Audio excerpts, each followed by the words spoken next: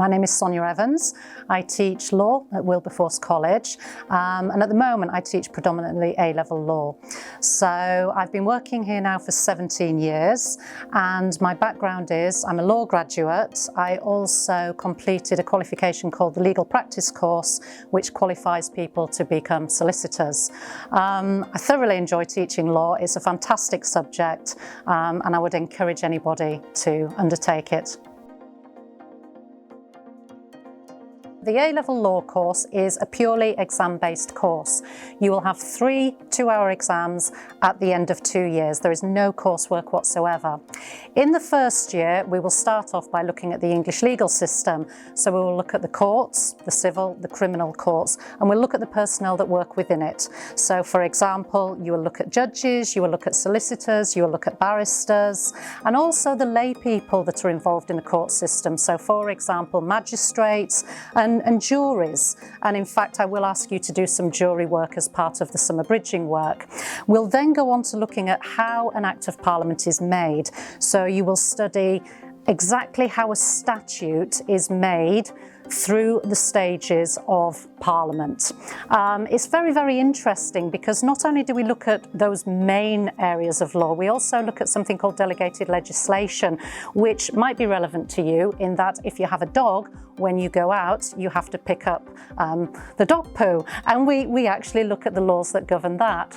So then we go on to criminal law, which is an area that students tend to absolutely love. We look at murder, manslaughter, all of those really interesting topics. We look at theft, robbery, burglary, assaults and batteries, and we'll look at what's going on in the news, topical issues. So if there are any cases that are happening in the local area, we might have a look at those. Now, going into the second year, it becomes even more interesting because we look at an area of law called tort. Now, incorporated in that, you've got negligence. So imagine you have a car crash and you want to claim compensation. We look at the law behind that.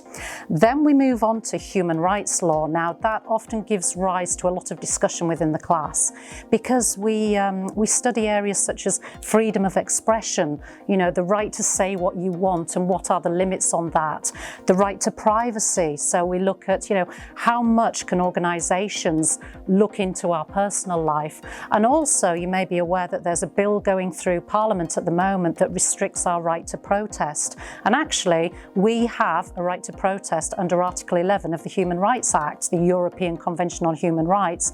So obviously that's quite controversial at the moment. So law is not just about looking at, you know, the strict letter of the law. We actually engage in lots of discussion in the classroom as well.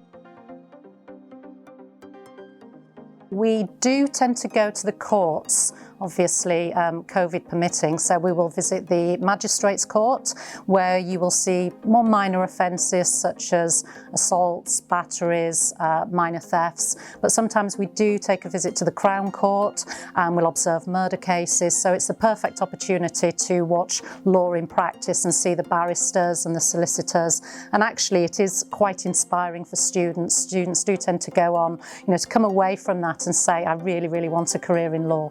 So those are the trips that really we try to do every year. We do occasionally go to Nottingham to the Museum of Justice, and that gives students the opportunity to take part in a mock trial. So we do try to encourage as many trips as possible. A lot of my students have gone into law actually. Many of them go on to study law at university, and I have so many ex-students who are now working as solicitors in the local area. There's one who's working as a legal advisor in the Magistrates Court, for example, and lots that I could name that are working as solicitors. Some go further afield, some go to universities all over the country. One of our ex-students who went to Cambridge University to study law is now working for a top London law firm with headquarters in New York. So it really is quite varied. Some of them go on to teach, others have gone on to do degrees in history, archaeology, English, even nursing. So to study law doesn't necessarily mean that you have to go on and become a lawyer. It's just a really, really good subject to develop those critical thinking skills and those extended essay writing skills. It's a well-respected subject.